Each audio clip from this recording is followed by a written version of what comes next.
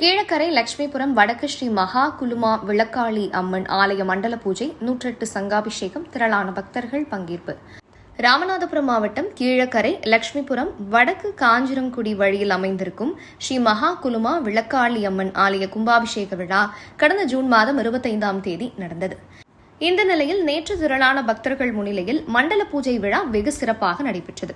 பூர்ணாகதி விக்னேஸ்வர பூஜைக்கு பின் கணபதி ஹோமம் நடைபெற்றது. பின்னர் அம்மனுக்கு மஞ்சள், தேன், இளநீர், பால், பஞ்சாமிர்தம் 16 வகை பொருட்களால் அம்மனுக்கு அபிஷேகம் நடத்தப்பட்ட பின் 108 மகா சங்காபிஷேகம் செய்யப்பட்டு புனித நீரை சுமந்த ஆச்சாரியார்கள் அம்மன் ஆலயத்தை வலம் வந்த பின் மகா குலுமா விளக்காளி அம்மன் மீது புனித நீர் ஊற்றப்பட்டு மகாதீபாராதனை காண்பிக்கப்பட்டு பக்தர்கள் அம்மனை வழிபட்டனர். பக்தர்கள் மீது புனித நீர் தெளிக்கப்பட்டு மண்டல பூஜை நடைபெற்றது.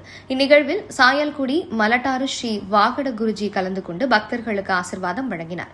விழா கமிட்டியர் சார்பில் அன்னதானம் நடைபெற்றது.